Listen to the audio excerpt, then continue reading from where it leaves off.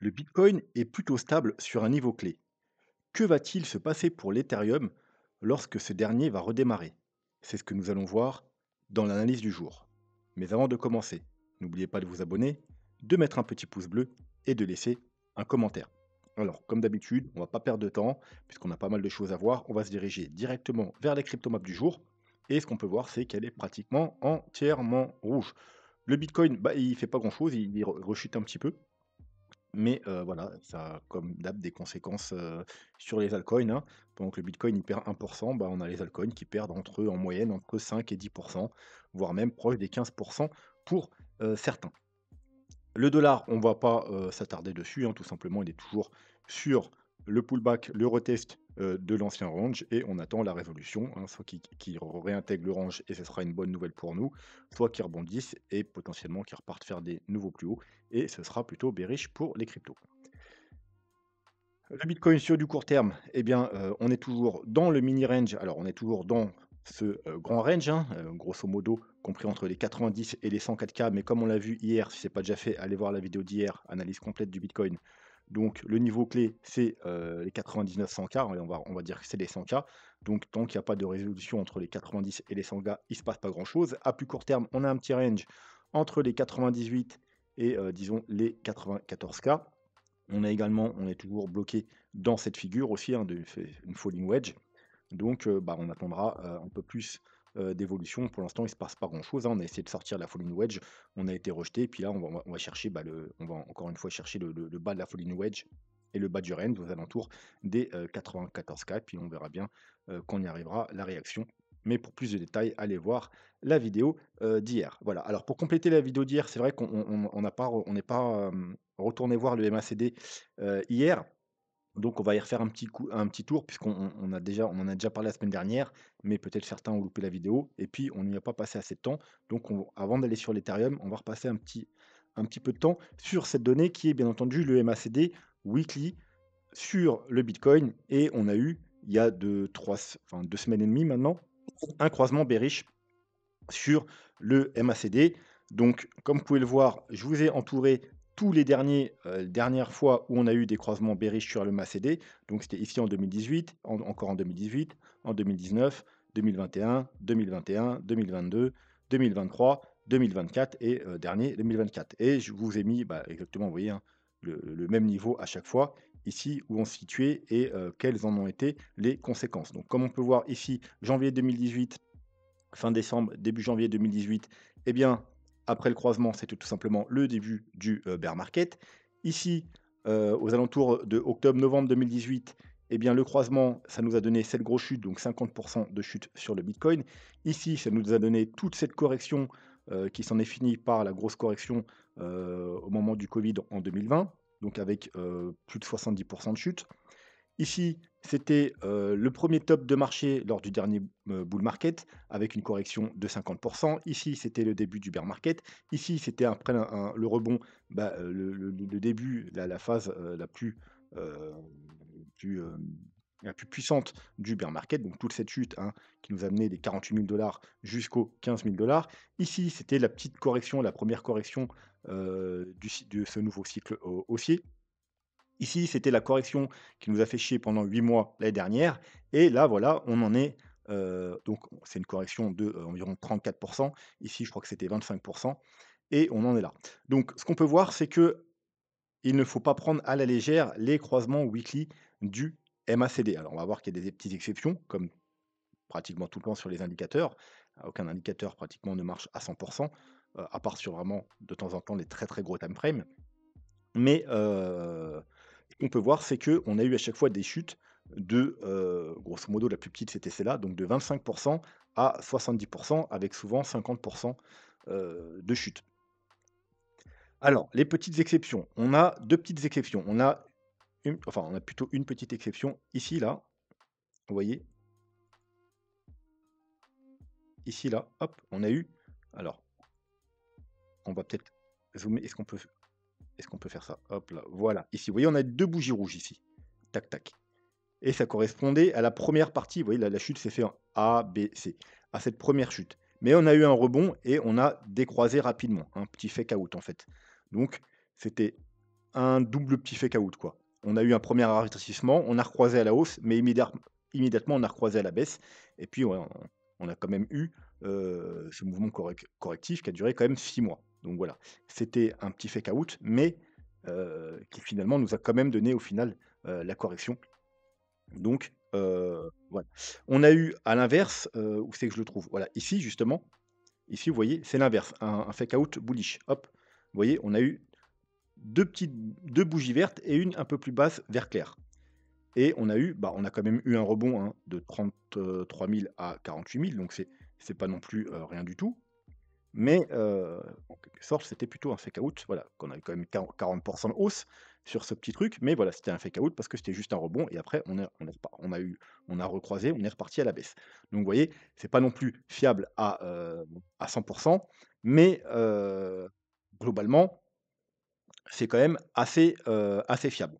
Donc là, on a une, 2, on est sur la troisième bougie. Attention, la semaine n'est pas clôturée. La bougie rouge, si on devait avoir un rebond énorme, elle pourrait ne plus être rouge à la fin de la semaine, hein.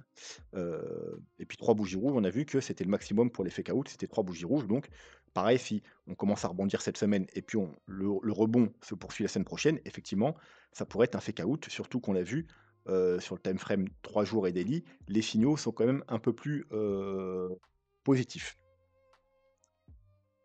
Alors, pour être sûr, eh bien, on fait comme on le fait tout le temps. Tout simplement, il suffit d'aller voir, eh bien, le time frame, supérieur. On va, hop, enlever ça, clac, clac. Parce que le time frame supérieur, vous pouvez voir à la différence, on a eu plein de croisements ici, on a eu plusieurs ici, eh bien, il y a beaucoup moins de croisements, tout simplement. Il est un peu plus fiable. Il y a moins de fake out, hein. D'ailleurs, il y a pas le fake out ici, il y a pas eu de croisement du tout ici, vous voyez? Cette correction, du coup, vu qu'elle a pas été très profonde, c'était juste 25, même si elle a duré 6 mois, bah, elle était pas puissante. Vous voyez, à aucun moment on a croisé, on est resté vert et du coup, on a eu juste le croisement, ici, pour cette correction qui a duré 8 mois, 34. On a, heu, on a bien évidemment eu ce croisement ici, ce croisement ici et puis tous les gros croisements qu'on a sur le bitcoin. Mais ça nous enlève du coup, comme vous pouvez voir, eh bien les fake out. Bon, bah, pour l'instant, ça va. On Alors bien entendu, hein, c'est pas très bullish tout ça, mais déjà d'une, on peut voir qu'il y a pas de divergence, donc ça c'est une bonne chose. On a un sommet plus haut et bah, on n'a pas encore croisé. On est toujours sur des bougies vertes. Donc, tant qu'on ne croise pas ici, eh bien, on peut espérer que ce soit un fake out sur le weekly. Parce que sinon, si c'est pas un fake out sur le weekly, il faut vous attendre encore à 20 ou 30 de correction sur le Bitcoin. Minimum, voire même le début d'un bear market comme on l'a vu souvent. Mais voilà, le 2 semaines, c'est vraiment lui qu'il faut regarder, c'est le plus important parce qu'il est plus fiable. Alors, bien entendu, lorsqu'il croisera, on sera sûrement beaucoup plus bas, hein, probablement entre les 70 et les 80 000 $. Mais en tout cas, ça nous dira que, attention, bah, c'est potentiellement, le début soit d'une grosse correction, soit, du bear market. Voilà. Donc maintenant, on va passer, alors on peut peut-être regarder, c'est vrai, hop, le, stock RSI. Donc le stock RSI en weekly, il y a encore de la marge, hein. Souvent les bottoms, alors c'est souvent les bottoms des grosses corrections, hein, je précise, hein. Comme ici, vous voyez, on va dans la zone de survente. Ici, on est venu dans la zone de survente parce que même si elle n'était pas très profonde, elle a fait que 25, elle a quand même duré 6 mois, donc ça suffit pour on soit parti chercher la zone de survente. Et puis voilà, ici 50, on est venu chercher la zone de survente. Ici, bien entendu, on est venu chercher la zone de survente. Donc concrètement, il y a encore de la marge pour pouvoir descendre et trouver un bottom. On n'est pas obligé d'y aller, hein. Toutes les corrections ne vont pas chercher la zone de survente. Pour l'instant, c'est une correction, ça fait pas 6 mois qu'elle est là, hein, ça fait 2, 3 mois, et puis on n'a même pas perdu, 20, on a perdu 17.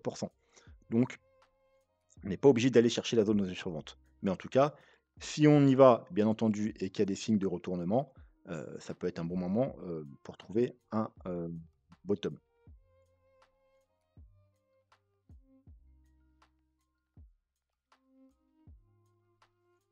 2 semaines, on a effectivement déjà un croisement bearish sur le stock RSI, mais c'est pas trop important. Parce que comme vous savez, les croisements sur le stock RSI importants, c'est lorsqu'on est en zone de survente. Vous voyez? Ici, hein, en zone de survente, ici, en zone de survente, ici, en zone de survente, ici en zone de survente, ici en zone de survente. Les croisements intermédiaires, vous voyez là, il a bloqué, hein, il a bloqué. Alors bon, c'est moins bon signe là parce qu'on a quand même une grosse divergence. Vous voyez, un peu comme on l'avait eu, ici. Vous voyez? Le premier top, on était en zone de survente. Le deuxième top, ben, il y avait une énorme divergence, hein. Donc la divergence est moins grosse, mais c'est quand même une potentielle divergence. Bien entendu, moi je m'attends, enfin j'espère, à une nouvelle vague haussière et revenir en chercher la zone de survente avant de trouver un top. Mais voilà, quand même être un peu prudent. Mais le croisement en lui-même, il n'a pas trop d'importance quand il ne se fait pas en zone de survente. Bien évidemment, vous allez me dire, le croisement là, il s'est fait, on n'était pas en zone de survente, on est même, enfin en surachat, excusez-moi. On était dans la zone depuis tout à l'heure, je dis survente, mais c'est surachat.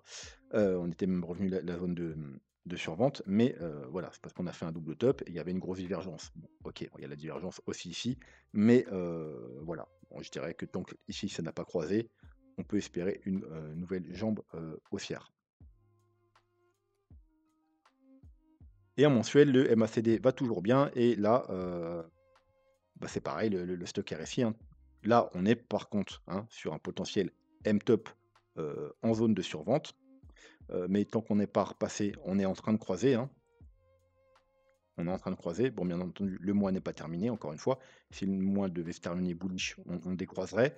Mais même si on finit le mois comme ça, tant qu'on ne repasse pas en dessous de la zone de surachat, il y a aucun, problème, hein. On peut rester un certain temps, vous voyez comme ici, tac, tac, tac, tac, tac, on peut croiser, décroiser, croiser, croiser et ça ne nous empêche pas.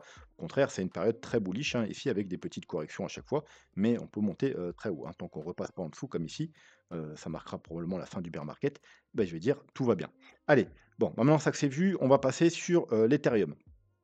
L'Ethereum, hem, alors on va s'enlever Shimoku pour l'instant, on va se remettre le graphique. Donc, qu'est-ce qu'on a? On a un triangle, hein, avec ce top, c'est 3 points de touchette ici et encore, 2 points de touchette ici. Et puis on a le bottom, hein, ici, ici, ici. Donc on a un niveau très important ici, vous voyez, qui a été testé à de nombreuses reprises, en support, puis en résistance. On l'a passé, c'était un peu, vous voyez, ce gros W, hein, ça correspond un peu aux 30 000 du bitcoin, hein, c'était un peu la confirmation, de fin de bear market, de fin de bottom. Mais depuis, bah, on n'a pas fait grand-chose, hein. On a fait, on n'a pas fait grand-chose et on est bloqué dans ce triangle, en fait. On a un petit niveau ici aussi intéressant. Alors hop, parce qu'on est en mensuel, voilà, on va le voir plus, en weekly, vous voyez? Qui a stoppé ici, qui a fait support ici. La borne de basse, elle a stoppé ici et puis là, on l'a travaillé, puis elle fait résistance. Donc on a fait une grande mèche pour aller venir chercher quoi? Eh bien, le niveau, alors c'est d'ailleurs le niveau où il faut surtout pas repasser en dessous, hein, 2 100 $. Si on repasse en dessous les 2 100 c'est un peu, les carottes sont cuites. On repasse en mode, dans les, en mode bear market, hein, dans les niveaux de bear market. Mais on a été la bougie a été avalée, hein, c'est ce que je vous avais dit, hein, faut rebondir et reclôturer au-dessus dans le triangle. C'est ce qu'on a fait, on a reclôturé dans le triangle. On a eu une bougie verte, mais bon, qui a été bloquée par ce gros niveau et une bougie rouge, on a encore fait une mèche, hein, qui a été bloquée encore par ce niveau. Donc l'Ethereum, 2 choses. Si vous voulez pas qu'on revienne ici, ben, il ne faut pas reclôturer en dessous les 2000, allez, les 2 500 et avec bougie de confirmation et bien sinon on ira peut-être retravailler cette mèche et retravailler ce gros niveau. Et puis ensuite, bien entendu, il faut que ça tienne. Alors, très bon niveau d'achat, heu, on n'est pas censé y aller, hein. On a été là, vous voyez là, une mèche, hop, on a été vite ravalé, la vite ravalé, la très vite ravalé. On n'est pas censé donner l'opportunité aux gens d'acheter de l'Ethereum à 2100 si ensuite on doit aller à 4 5 6 000, voire plus. Voilà, c'est un trop bon prix si l'Ethereum doit être haussier, par la suite. Donc si on y va, malheureusement, c'est un peu risqué. Donc dans l'idéal, il faut retenir les 2 500 pour pas avoir de problème. Et ensuite, eh bien, bien entendu, donc il faut casser ce niveau, hein, c'est-à-dire, allez, la borne haute, hein, il faut casser les 2 900 pour espérer aller de nouveau rejoindre le haut ici, hein, le haut qui est, alors il n'y a pas que seulement le triangle, hein, qui fait résistance, il y a la zone de rechargement de short, hein, le voie rouge, on est venu chercher une fois, 2 fois, 3 fois le haut de la zone de rechargement de short aux 3 900. Les 3 fois ça a bloqué.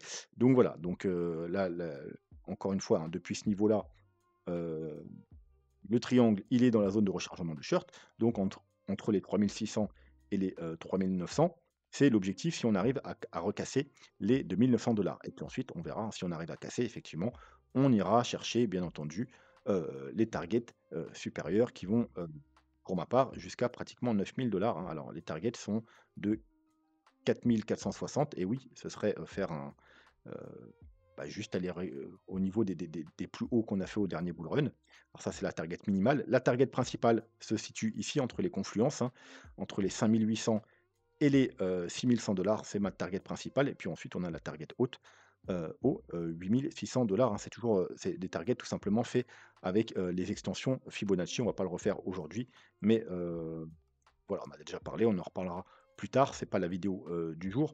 Mais voilà, en gros les targets, hein, donc, mes targets principales se situent entre 5 et 9 000 $, globalement.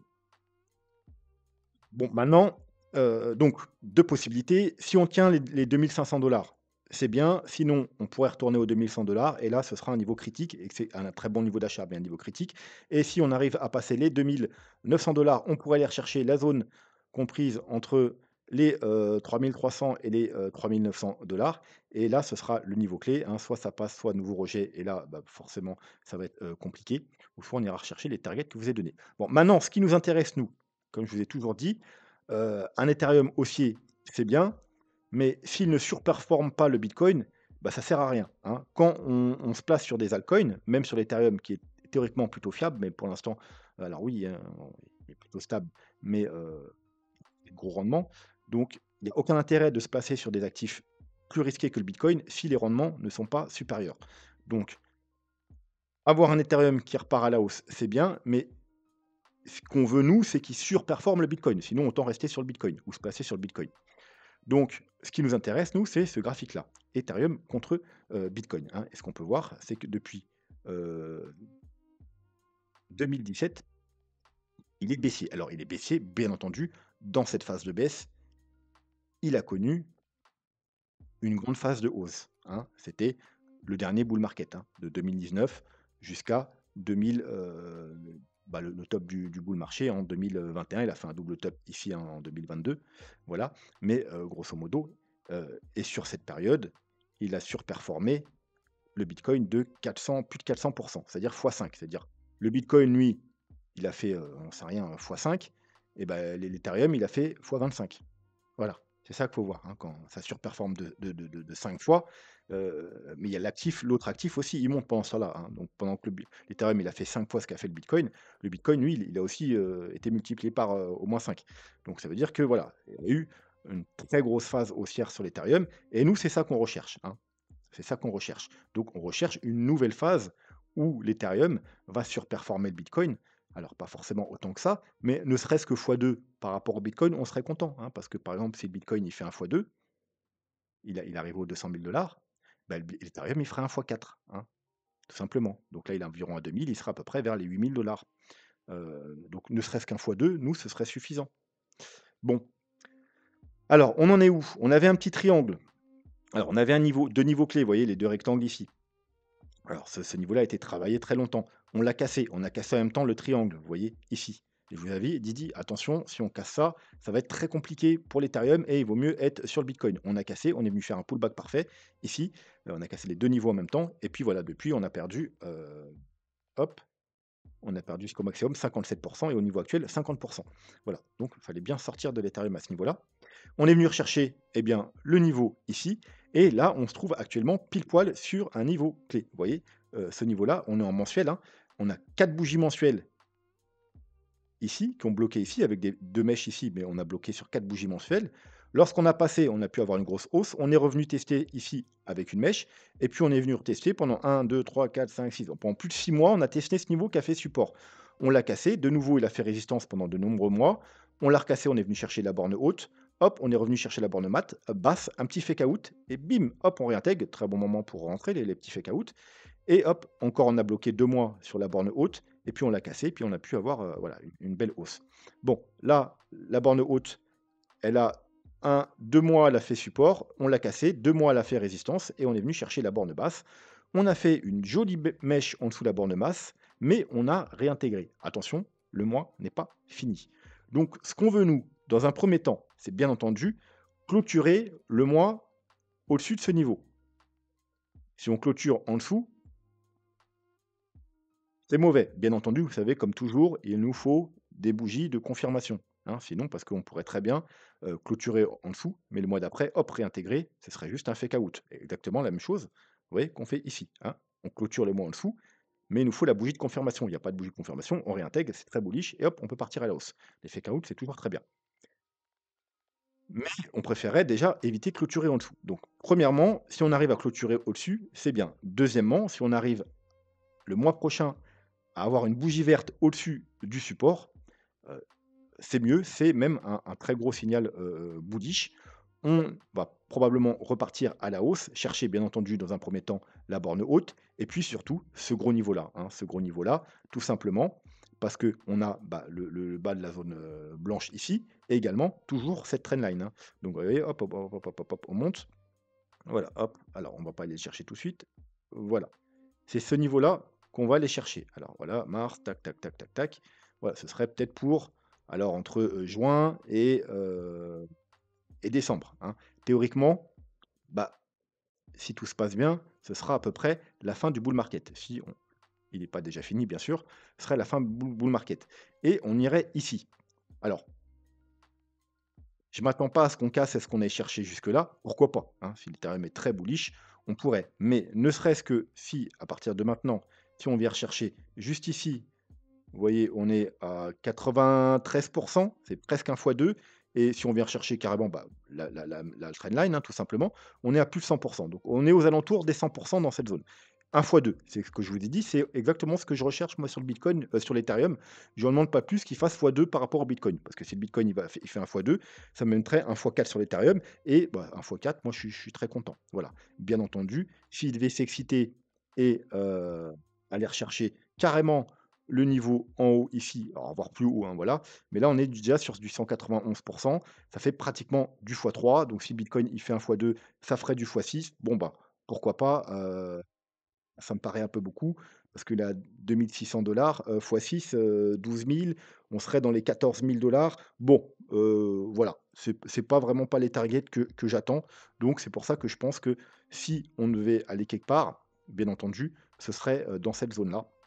Et voilà, c'est ce qu'il faut à peu près espérer comme rendement, sur l'Ethereum, 1 fois 2 par rapport au Bitcoin à la fin de ce cycle. Heu, Ce serait déjà plutôt pas mal. Le reste, ce sera du bonus, je vais dire.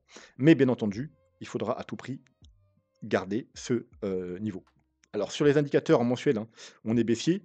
On est dans la zone de survente depuis un certain temps, hein, depuis juillet 2023.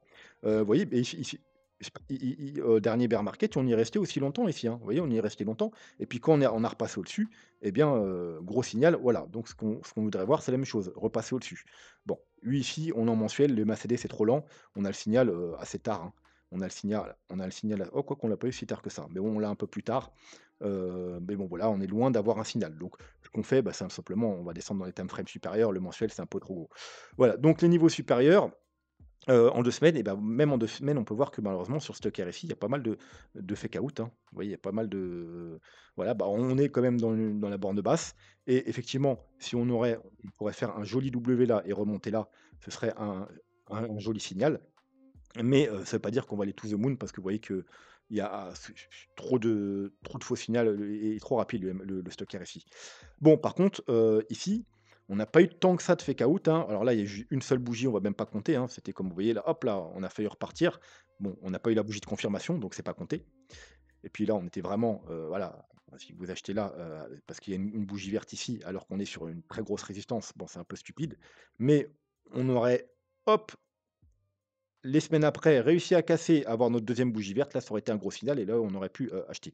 Mais, là, c'était juste un fake out et on a eu un petit fake out ici, ici, mais encore une fois, vous voyez, c'était sur une zone, de résistance et ici, bah, c'était pile le retest, donc fallait être aussi prudent, hein. C'est pour ça que les indicateurs, c'est bien, mais le graphique, c'est mieux. Voilà, là, on a eu la confirmation, on a eu trois quatre bougies vertes, effectivement, mais on était sur une double résistance, hein, ici et ici, donc c'était pas le moment, d'acheter. Par contre, bien entendu, si on aurait réussi à clôturer, au-dessus et confirmer au-dessus, eh bien, là, on aurait eu les 2 qui étaient bons et ça aurait été nickel. Donc là, ce qu'on peut attendre, c'est un croisement ici, repasser au-dessus du stock RSI, heu, avoir un bitcoin qui décolle, hein, qui ne sera pas sous une résistance, mais sur une résistance, c'est totalement différent du coup et aussi, pour finir, un croisement ici et là, on sera dans de bonnes conditions pour, potentiellement passer à l'achat, sur l'Ethereum ou tout simplement switcher, par exemple, des bitcoins sur l'Ethereum pour, essayer de profiter cette potentielle hausse, à venir. Donc pour résumer, on est sur un niveau clé, hein, on est sur un très gros support, hein, donc techniquement,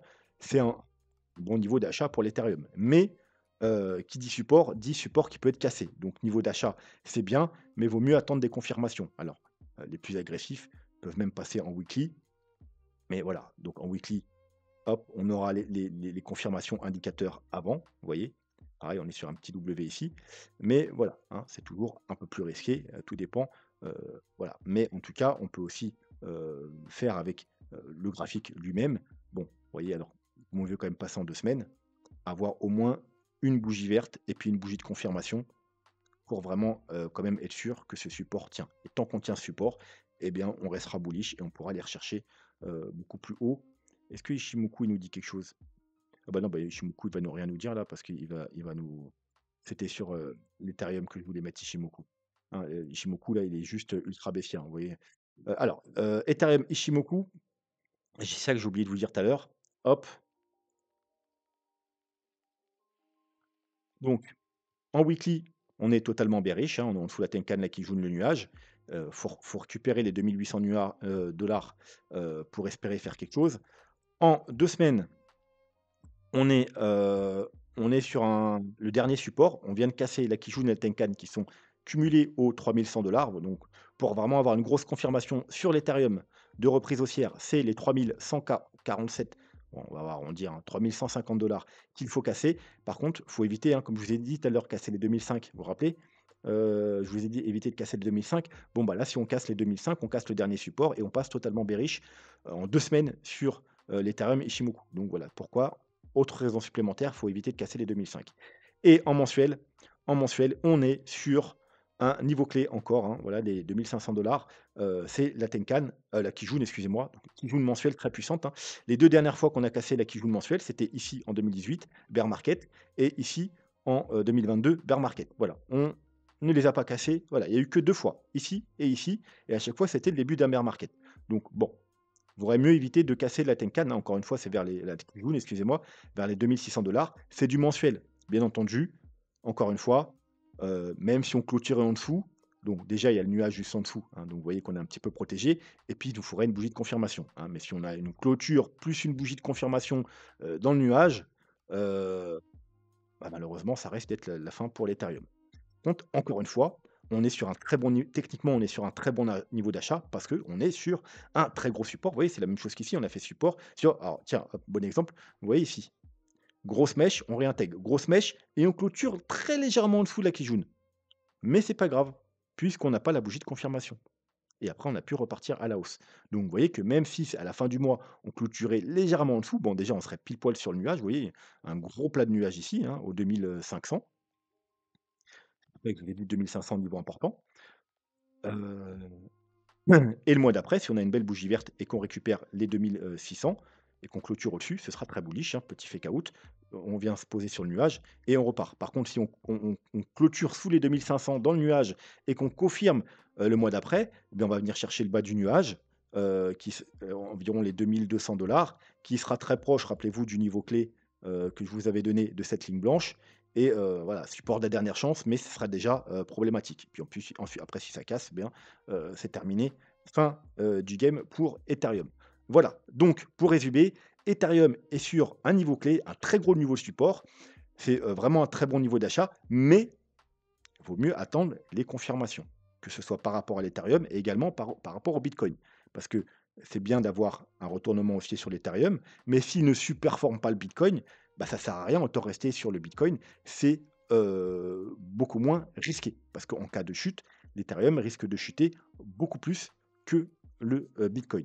Voilà, allez, on va s'arrêter là pour aujourd'hui. N'hésitez pas, si vous avez des questions en commentaire, si vous voulez soutenir la chaîne, vous pouvez faire des petites donations, regarder les vidéos, utiliser tous les liens d'affiliation sur les cryptos ici, que des plateformes que j'utilise, et également sur les marchés traditionnels. Trade Republic, pour moi, c'est la meilleure plateforme pour les marchés traditionnels. Ledger pour sécuriser vos cryptos.